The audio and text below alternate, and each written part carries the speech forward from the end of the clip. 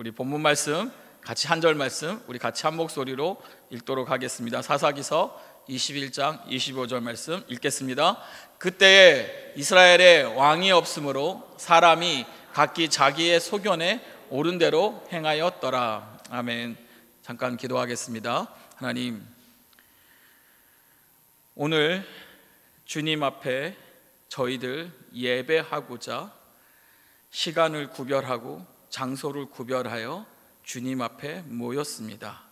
이 모든 것을 허락하신 주님, 그 주심의 축복에 감사를 드립니다. 또한 우리가 이 은혜를 잊지 않도록 다시금 말씀으로 우리를 깨우게 하여 주시고 우리의 심령이 살아나게 하여 주시옵소서. 또한 열악한 환경 속에 온라인으로 함께하지 못한 지체들이 있습니다. 온라인으로 예배 드릴 때에 또 각 주어진 장소에서 예배 드릴 때에 하나님의 은혜가 더하게 하셔서 특별히 다시 예배당에 나와 뛰며 박수치며 예배할 수 있도록 축복하여 주시옵소서. 또한 주님, 마음을 잡지 못하고 어려운 상황 속에서 이리저리 헤매고 있는 지체들이 있습니까? 주여, 주의 교회로 다시금 다 불러 주시옵소서.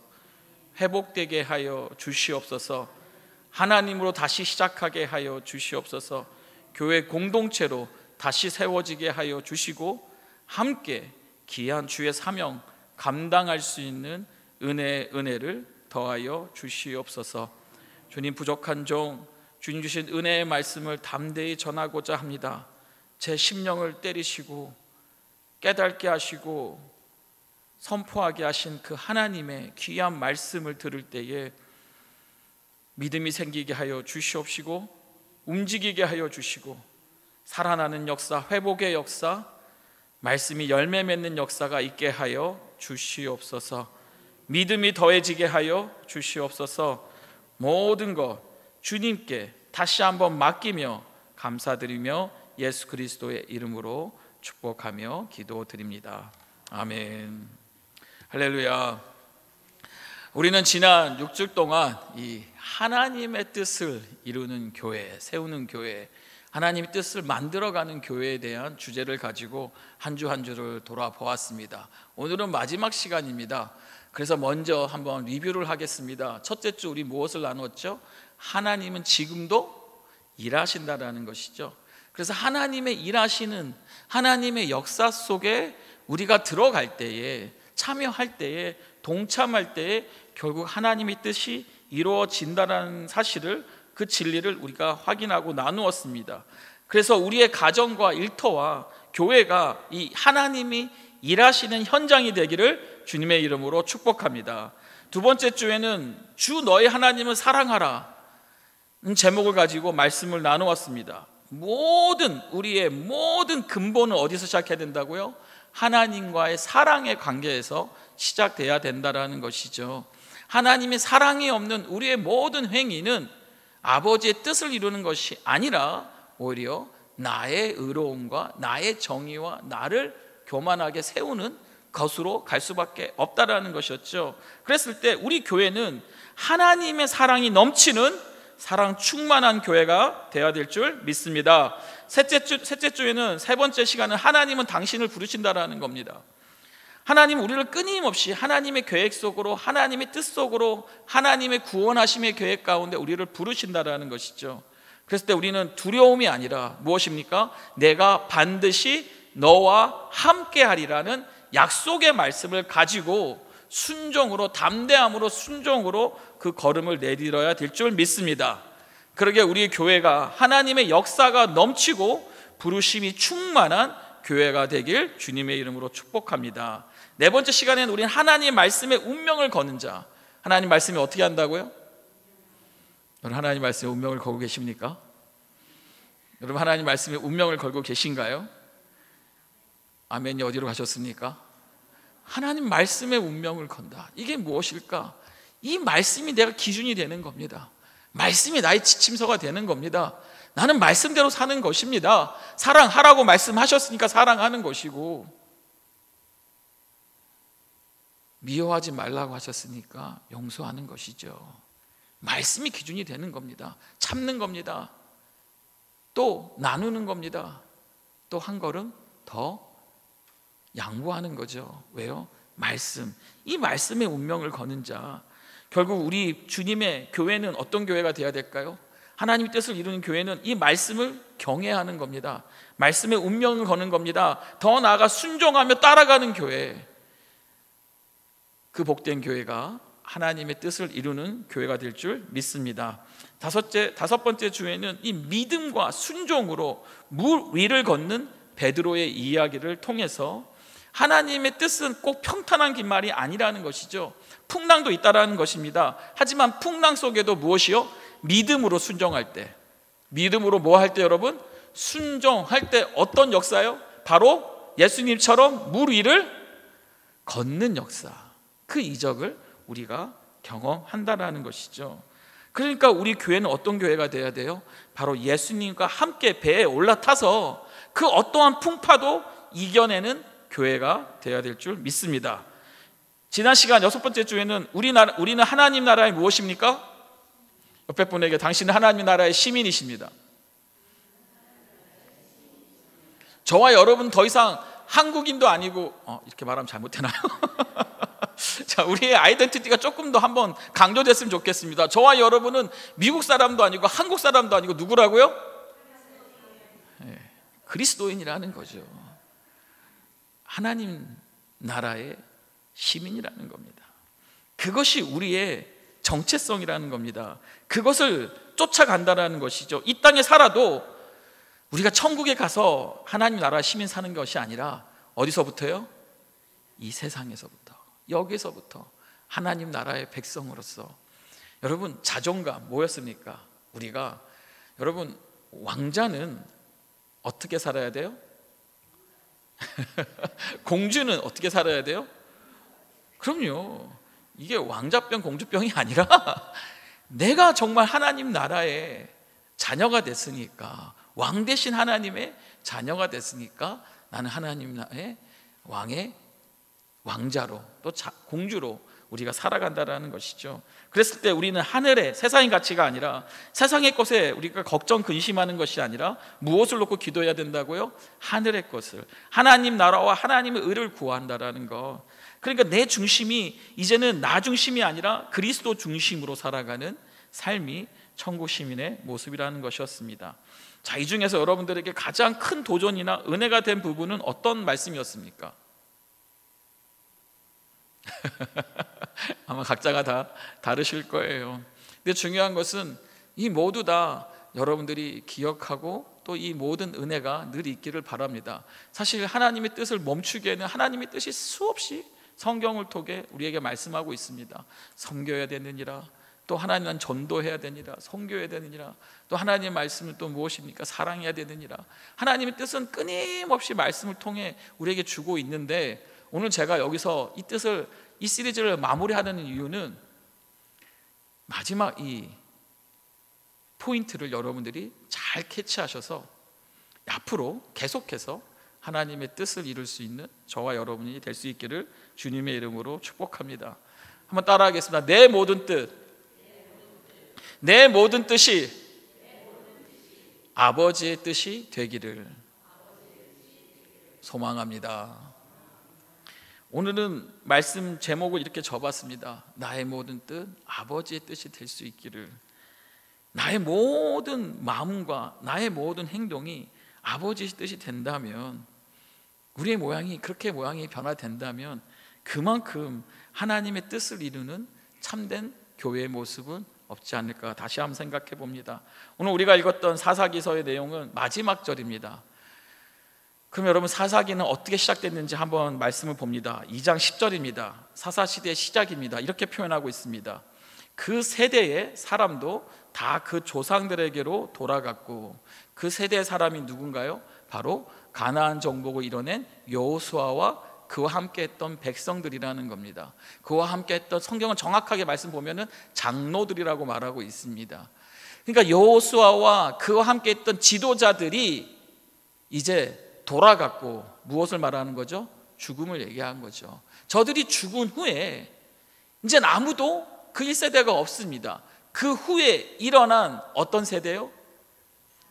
사사기서는 이 다른 세대를 얘기하는, 가나안 정복에 했던 그 세대는 이제 없고 다른 세대의 등장을 말합니다. 그러면서 그 특징이 뭐라고요? 여호와를 알지 못하며, 더 나아가 여호와께서 이스라엘 위하여 행하신 일도 알지 못하였더라. 이러면서 사사기가 시작이 됩니다. 그리고 끊임없는 사사기서의 내용은 뭡니까? 저들이 여호와의 목 앞에, 여호와의 앞에 무엇을 행했다? 악을 행했다. 이 내용이 끊임없이 반복이 되는 거예요. 저희가 지난 새벽 예배 말씀을 통해서, 매일 하루의 말씀을 통해서 사사기서를 쭉 보았습니다. 그리고 지난 금요일날 이 말씀을 마쳤습니다. 그런데 마지막 결론이 어떻게 끝난다고요? 바로 그때에 이스라엘에 왕이 없으므로 사람이 각각 그 소견에 옳은 대로 행하였더라 라면서 사사시대의 결론을 이렇게 마무리하고 있습니다. 참 안타깝습니다, 여러분. 가나안 정복이 끝나고 그 크신 여호와, 온갖 기적을 행하신 여호와, 사람의 상상을 뛰어넘는 일을 행하신 여호와, 이 하나님이 더 이상 백성들이 알지 못한다라고 표현하고 있더라는 거죠. 여러분, 왜 몰랐을까요? 아니, 잘 생각을 해보세요. 갑자기 여호수아와 함께 있던 지도자들이 다 죽었다고 해서 갑자기 이스라엘 백성들에게 제사가 사라졌습니까? 하나님의 말씀이 사라졌나요? 분명히 그곳에는 끊임없는 제사가 있었고, 레위 지파들이 있었고, 레위 지파들에게 주어진 성읍들이 지역마다, 마치 교회처럼 지역마다 세워져 있었습니다.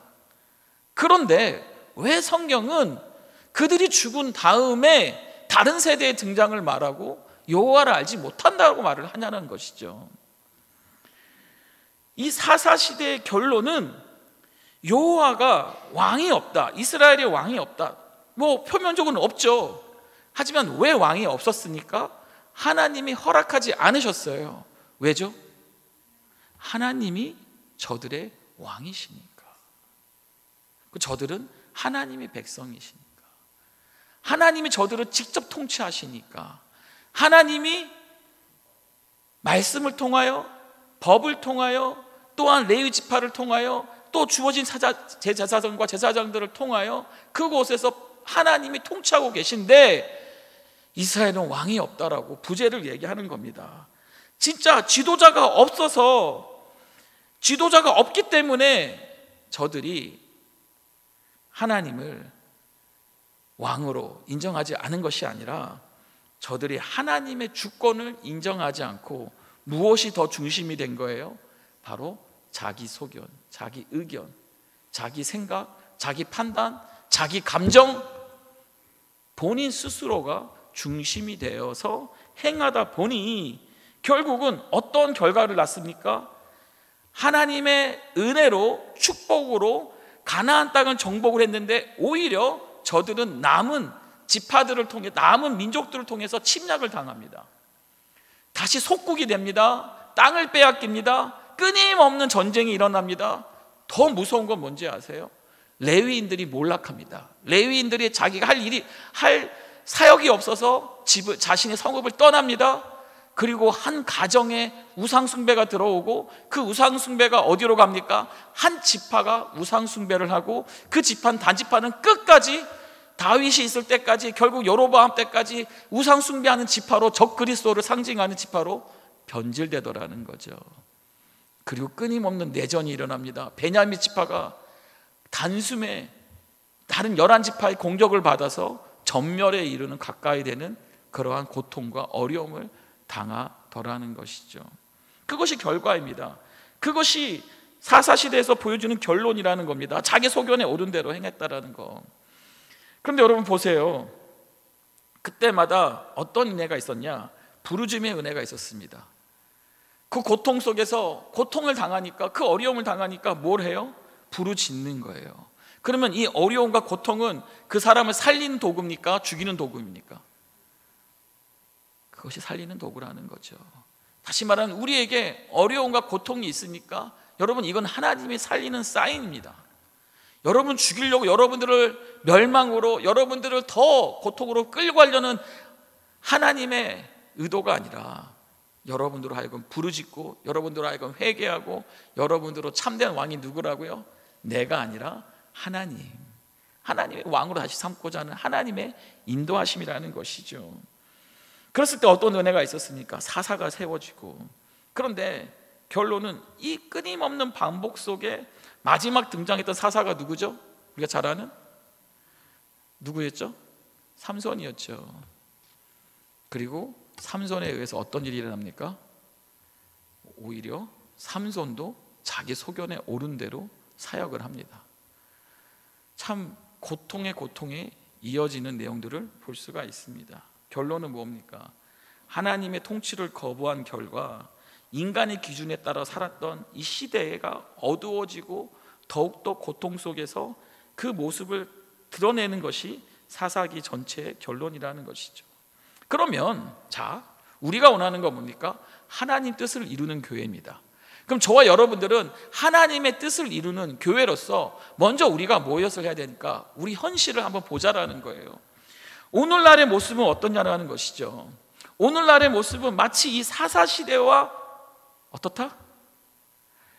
비슷하다, 그렇게 보여지더라는 거예요.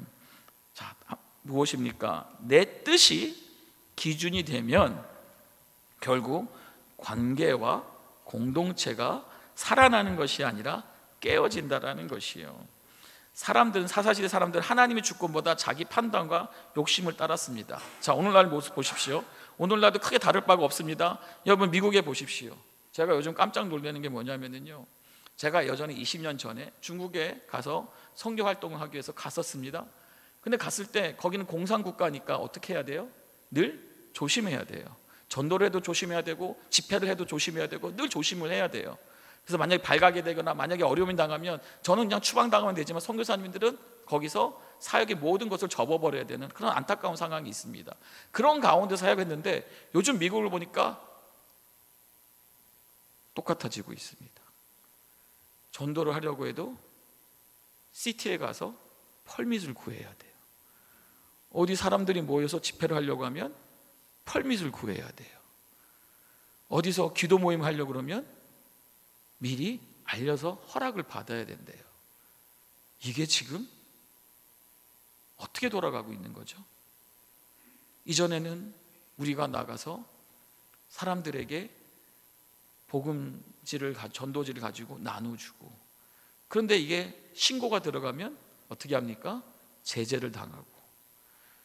무엇이 중심이 돼가고 있습니까? 이 사회가 여러분, 자기 소견에 옳은 대로 인본주의로 가고 있습니다. 누군가가 불편하다 그러면, 누군가가 어렵다 그러면은 바로 와서 제재를 하는. 야, 정말 이렇게 어떻게 다 이렇게까지 바뀌었죠? 그런데 그것이 현재의 모습이라는 거예요. 근데 처음부터 그랬습니까? 아니죠. 인본주의는 한 사람의 사람의 그 인간의 그 존엄성 근본을 우리가 인정해주고 차별하지 않고 또 그 사람의 지금 귀하게 여기는 것이 인본주의고, 그것 또한 성경에 시작된 하나님이 쓰셨던 하나님의 방식이었습니다. 근데 그것이 어디까지 올라와요?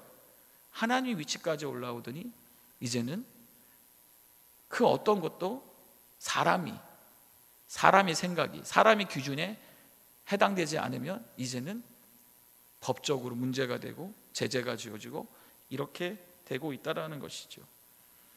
철저히 개인주의와 자기 중심의 판단에 만들어져 가고 있다는 겁니다. 또 무슨 문제가 있죠? 나만 아니면 된다. 제가 예전에도 한번 그런 간증했지만, 동성연애 결혼에 대해서 반대하고자 하는 캠페인을 벌이고, 특별히 학교의 어린아이들에게 모든 초등학교한테 무슨 성교육을 할 필요 뭐가 있습니까? 뭐 그러한 같은 교육을 왜 해야 되나는 거죠. 답답한 마음에 그것을 들고, 페티션을 들고 사람들한테 사인을 받는데, 제가 놀랬던 건 뭐냐면 사인을 받는 집사님들이 와서 웁니다. 왜 그래요? 왜 그래요 집사님? 했더니 목사님, 사람들이 어찌 이렇게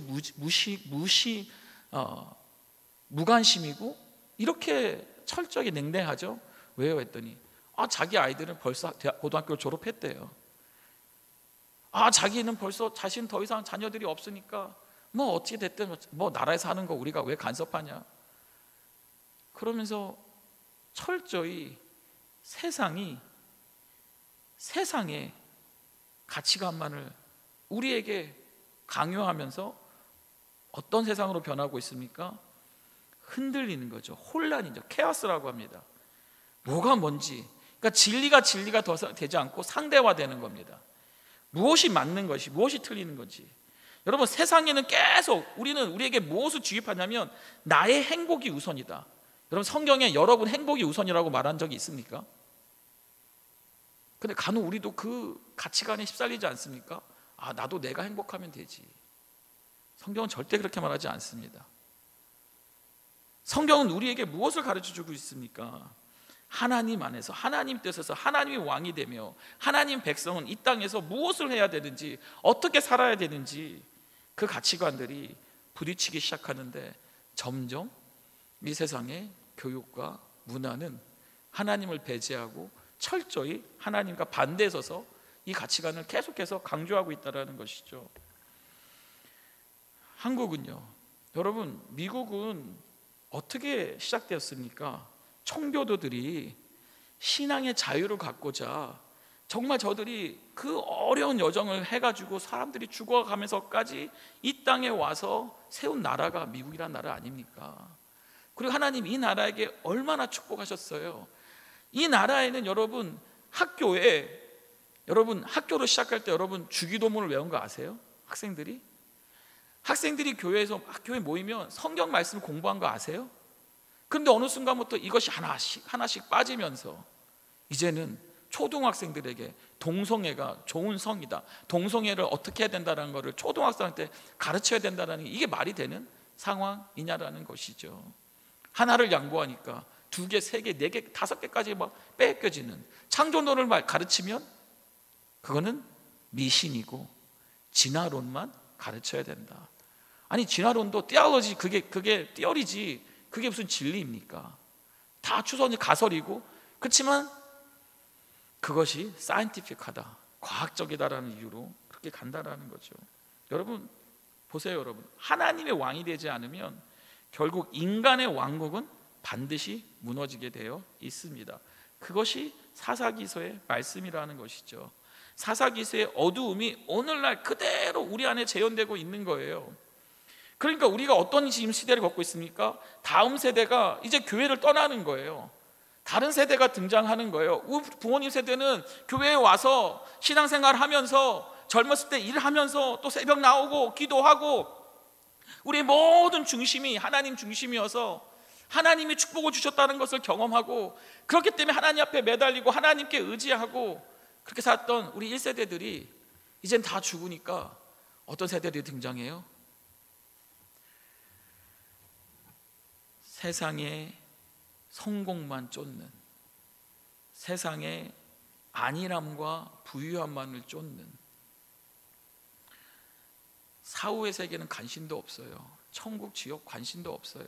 이 땅에서만 해피하게, 이 땅에서만 잘 먹고 잘 살면 되는, 그날 벌어서 그날 잘 쓰는 이러한 세상의 가치관들이 끊임없이 우리 자녀들을 지금 붙잡고 끌고 가고 있다는 거죠.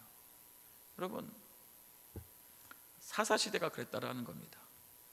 가나안 정복을 통하여서 크신 하나님과 그 여호수아와 지도자들이 그 크신 하나님 때문에 내 가족은, 나의 가문은, 나의 가족은 우리 여호와를 섬기리라 선포했던 여호수아의 유언이 끝나기도 전에 이제는 철저히 하나님을 배제하고 왕이 없는 민족으로 변질되기 시작했다라는 것이죠. 여러분, 중요한 게 뭡니까? 하나님의 뜻을 이루려면, 우리가 하나님의 뜻을 온전히 깨달으려면 여기서부터 시작을 해야 된다는 거예요. 무엇입니까? 우리 위치가 정말 나 중심으로 내 뜻대로 살고 있는지, 내가 기준이 되어서 살고 있는지, 아니면 하나님이 나의 왕이 되어서, 참된 왕이 되어서 하나님 뜻대로 살고 있는지를 먼저 내가 한번 주님 앞에 리뷰하고 회개하고 시작되어야 된다는 것이죠. 그럼 방법은 무엇일까요? 한번 같이 읽겠습니다. 성령이 임하시면 하나님의 뜻을 발견합니다. 여러분 보세요. 예수님이 제자들을 다 이렇게 소명을 주고 불렀습니다. 근데 그런 제자들이 어떤 삶을 살았습니까? 주님과 같이 말씀도 듣고 주님의 기적을 보고 주님의 큰 역사들을 봤지만 그들은 늘 어떤 모습이었어요? 자신들의 소견대로. 저들이 왜 싸웠죠? 누가 더 큰가? 내가 더 큰가? 주님이 이 땅의 지상에서 왕이 된다면, 예수 그리스도가 왕이 된다면 누가 더 큰가? 내가 더 높은 자리에 올 거다라고 치맛바람을까지 일으켜가면서 저들은 싸웠죠. 말씀이 없었습니까? 왕이 없었습니까? 예수 그리스도가 없었습니까? 예수 그리스도가 같이 살고 있는데도 저들은 자기 소견에 옳은 대로만 살았다라는 거예요. 보세요. 위기가 닥치니까 어떻게 합니까? 도망가죠. 베드로 보십시오. 자신의 판단에 의지해서 칼을 휘두릅니다. 그리고 자신의 소견대로 주님을 3번이나 부인합니다. 이들이 실패한 이유가 뭡니까? 하나님 뜻을 몰랐기 때문이 아니라는 거죠. 자기의 뜻이 하나님의 뜻보다 앞섰기 때문에 결국 이들이 실패를 했다는 것이죠. 저들은 말합니다. 주의 나라가 임할 때 내 자리를 달라고 요구합니다. 베드로는 또 주님 앞에 주님 흔들러 가면서 주여 그리 마옵소서라면서 하나님의 계획을 막습니다. 그리고 스스로의 판단과 욕심이 우선된 삶을 보여줬다라는 것이죠. 결국 예수님이 십자가를 지실 때 다 어디로 갔습니까? 다 도망갔죠. 왜요? 살기 위해서 자기 소견대로, 자기 원하는 대로. 그것이 그들의 모습이었고 하나님 뜻보다 자신의 판단이었다라는 겁니다. 자, 이를 잘 아시는 주님께서 부활하신 다음에 어제 토요일 날 우리가 본 말씀이죠. 참 감사하게도 사사기서 다음에 사도행전을 보게 돼서 너무나 감사해요. 뭔가 침울하고 뭔가 망한 것 같고, 야 어떻게 살아야 되나, 뭔가 우리가 잘 살고 있나, 정말 나는 왕이 없는 인생을 살고 있나 라는 그런 퀘션 속에 사도행전은 우리에게 길을 알려줍니다. 무엇입니까? 1장 8절입니다 1절 8절 같이 읽겠습니다. 오직 성령이 너에게 임하시면 너희가 권능을 받고 예루살렘과 온 유대와 사마리아와 땅끝까지 이르러 내 증인이 되리라. 아멘. 성령이 너희에게 임하시면, 그러니까 성령이 임하시는 것이, 성령을 받는 것이 키라는 것입니다. 무엇이죠? 오순절에 성령이 임하니까, 이 약속이 이루어지니까 제자들이 어떻게 되죠? 완전히 달라집니다. 어떻게 달라졌습니까? 더 이상 나의 뜻이 아니라 누구의 뜻이요? 하나님의 뜻이 이루어지게 하소서. 성령이 임하니까 막 두려움과 혼란 속에서 움츠들었던 저들이 어떻게 합니까? 문 밖으로 뛰어나가서 담대하게 예수 그리스도가 그리스도시요 살아계신 하나님의 아버지라는 것을 증거하지 않습니까? 또 하나님의 뜻을 현실 속에서 이루어가려고 몸부림치는 그러한 제자들의 모습을 우리는 발견할 수가 있습니다. 사도행전 2장을 보시면 그 변화가 시작이 됩니다. 베드로를 비롯한 제자들은요, 더 이상 자신을 목숨을 지키려는 것이 목적이 아니라 무엇이었죠? 복음을 선포하고 참된 하나님의 나라를 선포하고 그 구원의 역사를 알려주고 선포하는 것에 저들은 목숨을 걸었다라는 것이죠. 2장 36절입니다. 그런즉 이스라엘은, 사도행전 2장 36절, 그런즉 이스라엘은 온 집은 확실히 알지니 너희가 십자가에 못 박은 이 예수를 하나님이 주와 그리스도가 되게 하셨느니라 하니라 하면서 사도 베드로가 외치는 거예요. 베드로는 그때 어떻게 했죠? 그 전에는요, 도망 다녔죠. 부인했죠. 그랬던 베드로가 왜 이렇게 바뀌었습니까? 성령이 임하니까. 여러분, 나중에 이 베드로 제자들은 어떻게 합니까? 감옥에 갇혔습니다. 저들이 한탄했습니까? 아니면 찬송했습니까? 여러분, 감옥에 들어가시면 찬송할 수 있어요? 할 수 있어야죠. 성령이 임하시면. 선전보 목사님이 이제 큰 이슈가 됐습니다. 그리고 감옥에 들어간다 말이 나오면서 사람들이 일어나고 있습니다. 근데 선전보 목사님 마지막 교회에서 본인이 주어진 시간에 설교할 때 뭐라고 했는지 아세요? 들어가는 게 맞다. 들어가서 나는 찬양하리라, 하나님을 찬송하리라, 하나님 사람들이 일어나리라 선포하면서 당당하게 들어가겠다라고 얘기를 하셨어요. 무엇입니까 여러분? 자기 소견에 오른 대로, 이 땅에 오른 대로 가는 것이 아니라 무엇이 맞다고요?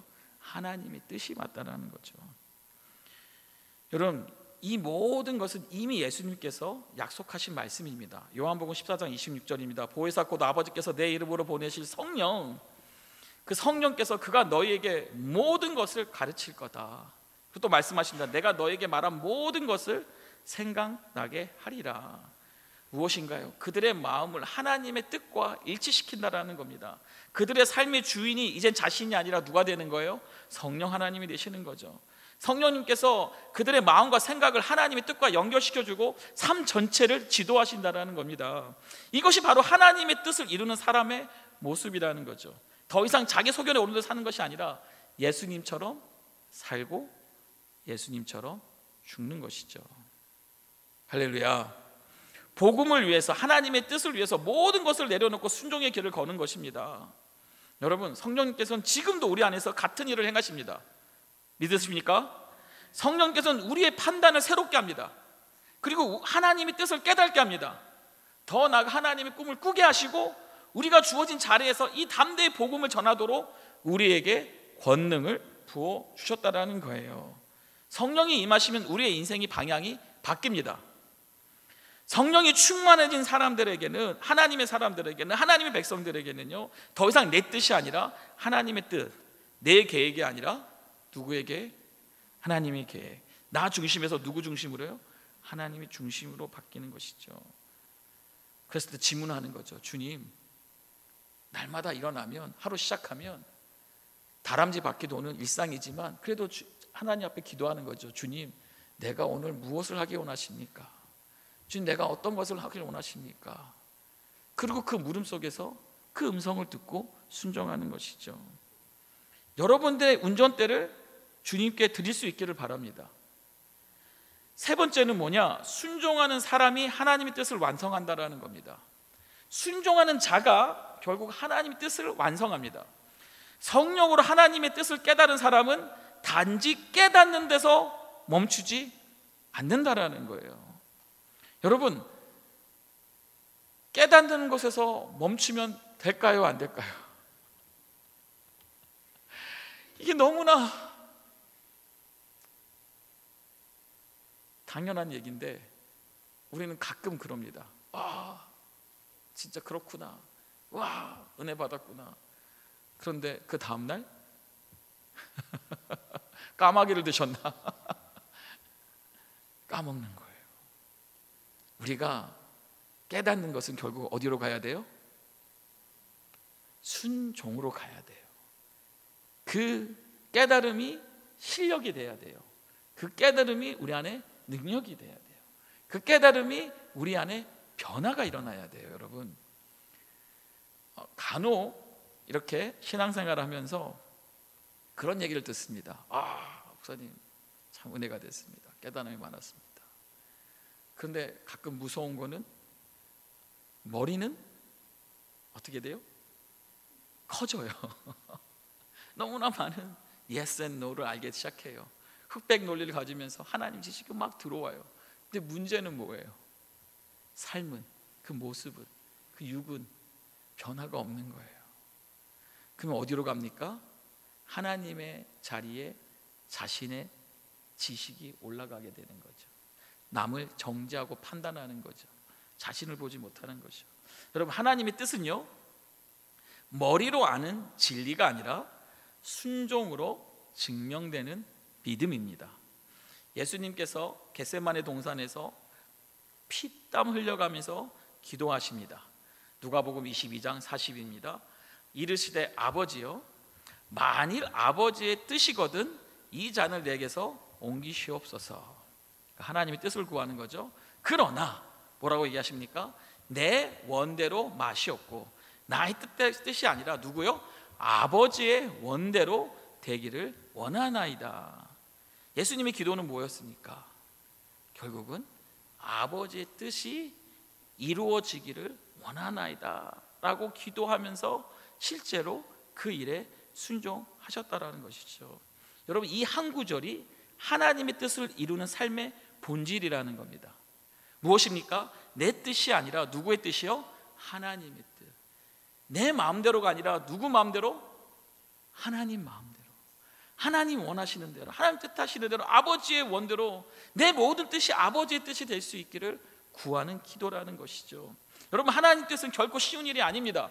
그래서 주님도 이렇게 기도를 하신 거예요. 왜요? 십자가의 길이니까, 죽으러 가는 길이니까, 하나님과 분리되는 길이니까, 하나님과 함께 했던 그 시간이 그만큼은 단절되는, 그 고통을 받아야 되니까. 그러나 그 십자가의 길은 동시에 부활과 영광으로 이어지는 길이었다라는 겁니다. 예수님은요, 아버지의 뜻에 완전한 순종을 선택하셨습니다. 그 순간 이 십자가의 길은 패배의 길이 아니라 어떤 길이 되었습니까?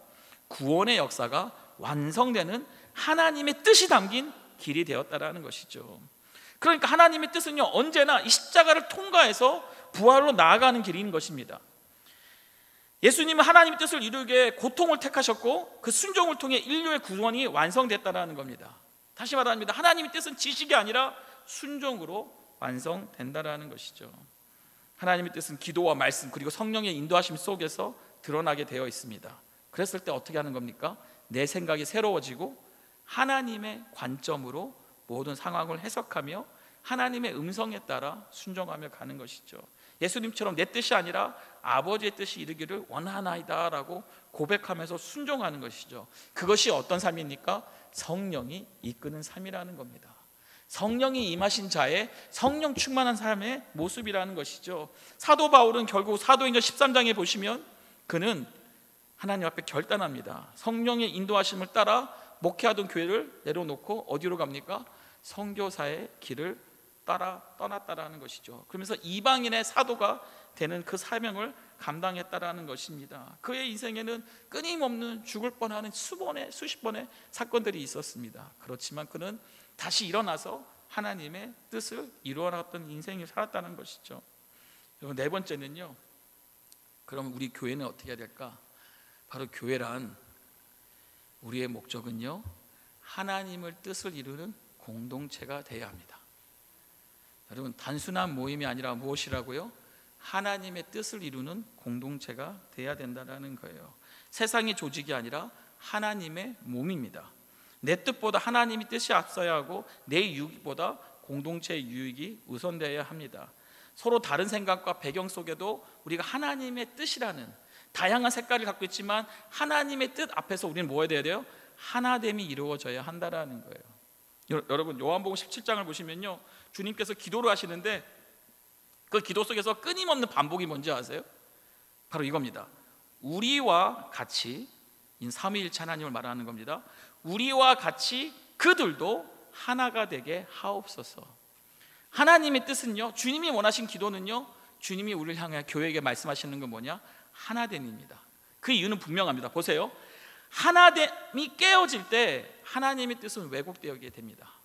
반대로 하나됨이 회복될 때 교회는 세상 가운데 하나님의 살아계심을 드러내는, 증거하는 교회가 되는 거예요. 성경 말씀을 얘기합니다. 너희들이 사랑할 때에, 너희들이 제자들이 사랑할 때 너희들이 참된 하나님의 제자임을 알게 되리라는 겁니다. 다시 말하면 교회가 분열하고 교회가 하나 되지 못하면요, 세상은 교회를 향하여 하나님을 보여달라고 오히려 비방하고 오히려 욕을 먹게 된다라는 거죠. 여러분, 성령이 주도하시는 교회가 돼야 된다라는 겁니다. 사도행전의 교회는요, 성령님이 주도하신 교회였습니다. 그들은 회의로 결정하지 않았습니다. 기도로 분별했고 말씀으로 확인했고 공동체가 함께 순종했습니다. 그래서 성령이 금하시면 멈추었고 성령이 지시하면 나아갔다라는 것입니다. 그래서 철저히 요한복음 14장 26절 말씀처럼 철저히 성령님께 의지되어서 성령이 교회를 가르치시고 인도하시고 하나님의 뜻을 깨닫게 하시는 그 모든 성령님께서 그들의 인도자가 되시고 교사가 되었다는 것이죠. 성령이 주도하실 때 교회는 더 이상 사람의 계획으로 움직여가지 않는다라는 겁니다. 말씀 앞에 자복하고 기도하고 기다리고 순종하면서 교회가 세워지고 교회가 부흥해지며 교회가 영향력이 마치 세상의 빛과 소금이 되어서 하나님의 뜻이 이 교회를 통해 땅끝까지 전파되는 그 은혜를 하나님께서 인도하신다라는 것이죠. 자, 오늘날 우리 교회는 다시 사사기의 시대를 닮아가고 있다고 말씀드렸습니다. 성령의 음성보다 인간의 판단이 더 앞서고 있고요, 하나님의 뜻보다 시스템과 구조가 앞설 때가 있습니다. 우린 다시 왕이 없는 시대로 돌아가고 있습니다. 각각 자기 소견에 오른 대로 행하대로 시대로 돌아가고 있습니다. 무엇만을 추구합니까? 편함과 안락함을 추구한다라는 것이죠. 여러분, 교회 오셨을 때 편함과 안락함을 추구하고자 오셨습니까? 아니면 하나님의 뜻을 쫓아서 내 몸을 치고 내가 더욱더 하나님의 뜻을 이루리라 하는 결단 가운데 나오셨습니까? 여러분, 우리에게 필요한 것은 성령의 회복입니다. 오직 성령이 임하시면 너희가 권능을 받는다고 말씀하셨습니다. 그리고 이 권능을 가지고 우리는 하나님의 뜻을 이루어지리라 라고 고백할 수 있어야 된다는 거죠. 다시 돌아갑니다. 사사시대 가장 악할 때가 언제라고요? 바로 삼손이 등장했던 그 시대, 몇 년간, 그 앞에는 길어야 20년이었습니다. 그렇지만 삼손이 등장했을 때는 40년 동안 저들이 블레셋 지파의 압제를 당하였습니다. 여러분, 무서운 게 뭔지 아세요? 삼손 시대가 뭔가 달랐던 것이 뭔지 아세요? 모르시면 새벽에 나오시면 알 수 있습니다. 무엇이었냐? 저들에게는 부르짖음이 없었습니다. 이게 너무 무서운 거예요. 40년이나, 여러분 40년이라는 이 시간은요, 성경을 잘 풀어보면 한 세대를 얘기합니다. 근데 한 세대가 블레셋의 압제를 당하고 있는데도 부르짖지 않는 거예요. 왜일까요, 여러분? 간단합니다. 살만하다는 거예요. 살만하다는 거예요. 뭐 이렇게 살면 되지. 안주하는 겁니다.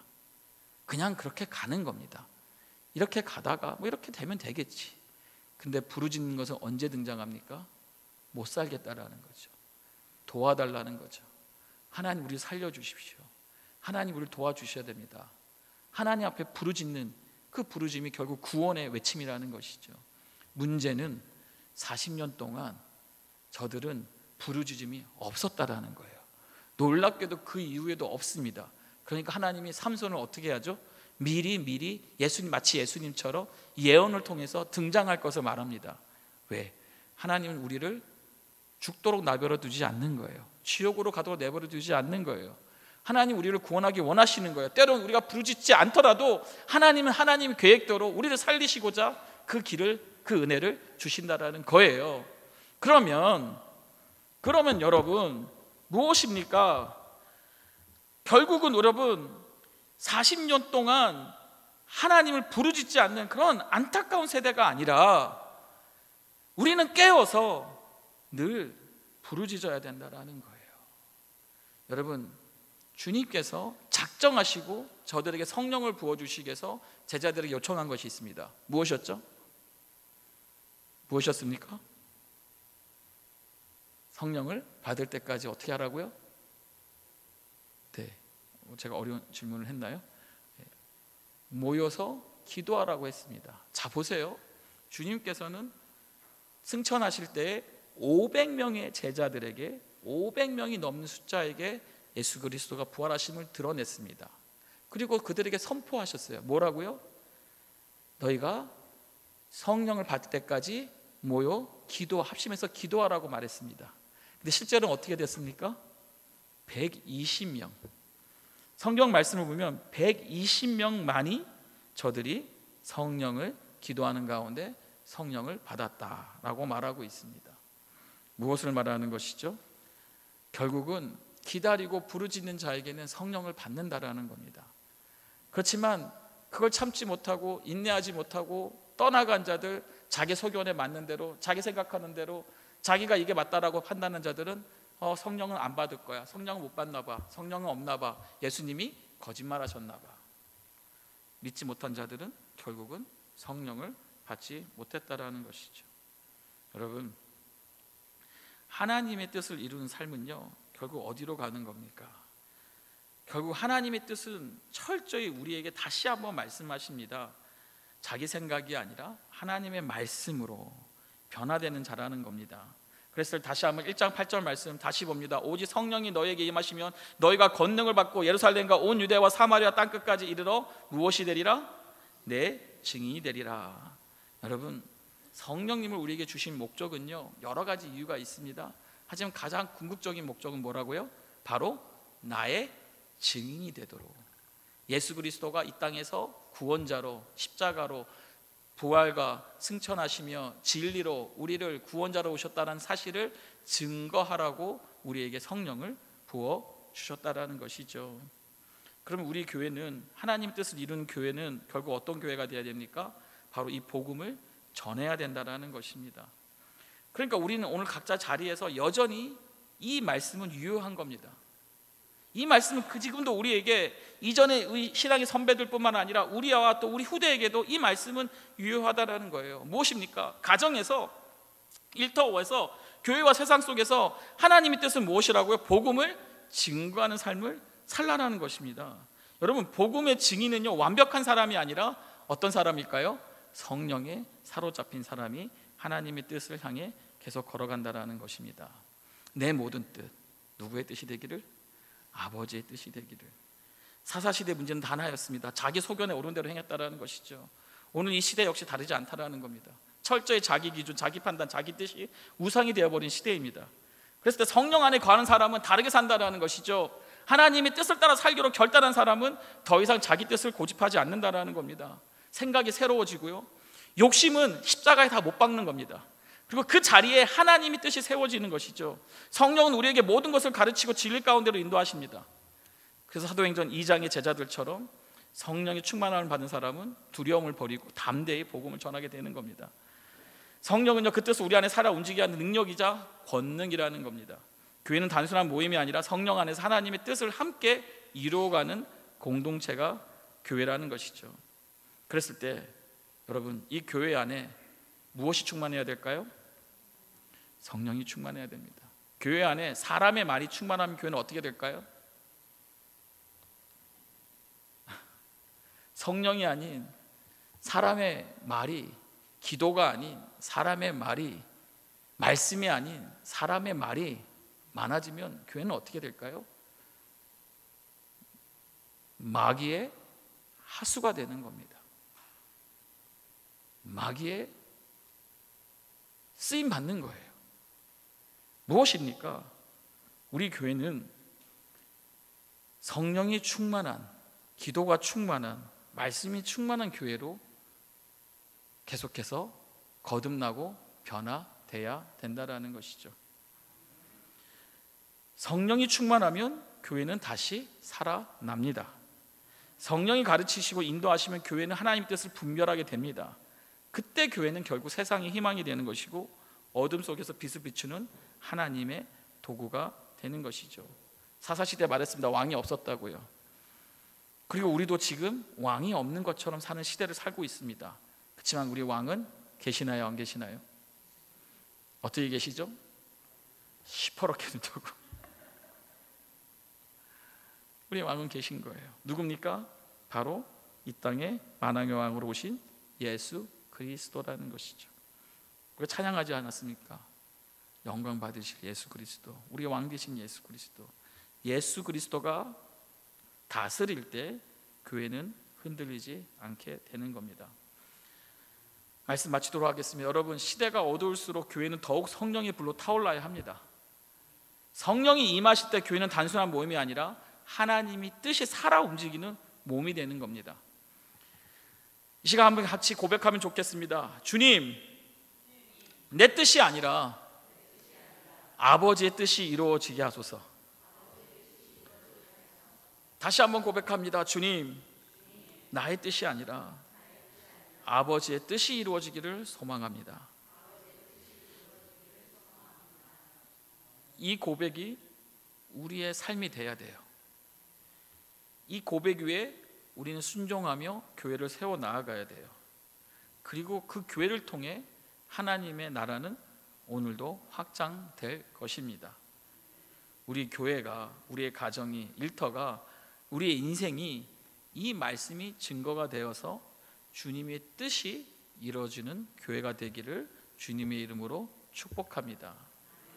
이 시간 더 한번 기도합니다. 기도할 때 먼저 여러분들에게 한번 질문 드리고 싶습니다. 이 중에 하나님의 뜻을 이루고자 하시는 분들이 계십니까? 한번 손을 드시기 바랍니다. 내 뜻이 아니라 하나님의 뜻이 여러분과 여러분 가정에 이루어지기를 원하십니까? 한번 손을 드시기를 바랍니다. 다시금 내 중심으로 살아가는 내 삶의 사이클링을 이제 하나님 중심으로, 하나님 교회 중심으로, 말씀 중심으로, 하나님 뜻을 이루고자 하는 중심으로 소망하시는 분들은 자리에서 일어나 주시면 감사하겠습니다.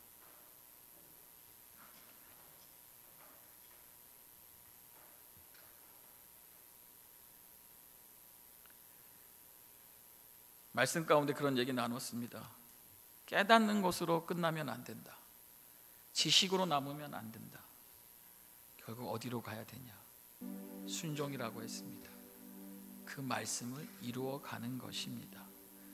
지난 7주 동안 저는 이 하나님의 뜻을 이루는 교회라는 주제 가지고 하나님 앞에 엎드리며 계속해서 간구하였습니다. 그리고 이 마지막 시간에 하나님 우리에게 말씀하세요. 생명샘 교회는 성령이 충만한 교회가 되어야 한다. 기도가 충만한 교회가 되어야 한다. 부르짖는 교회가 되어야 한다. 그것이 하나님의 뜻을 이루는 교회요. 더 나아가 주님 주시는 권능을 가지고, 그 능력을 가지고 땅끝까지 살아계신 주님을, 구원자 되신 주님을, 천국과 지옥의 이 복음을 증거해야 한다. 사랑하는 우리 생명샘 교회 성도님들, 단지 우리가 모이고 교제하고 참 좋은 시간들도 필요합니다. 하지만 진정한 교회는 하나님의 뜻에 귀를 기우는 겁니다. 주님, 이 한 주간 나에게 무엇을 원하십니까? 주님, 앞으로 남은 인생 무엇을 위해 살기를 원하십니까? 지금까지 달려온 인생 무엇을 위해 달려왔습니까? 하나님, 이 시간 기도할 때에 우리의 심령이 깨어지게 하소서. 성령으로 충만하게 하소서. 하나님의 뜻이 클리어하게, 정확하게 비춰지게 하소서. 하나님의 뜻이 나의 꿈이 되게 하소서. 부르짖는 기도 가운데에 하나님의 음성이 들려지며 주님의 말씀이 살아서 우리의 생각을 깨고 우리의 행동이 변화가 있기를 소망합니다.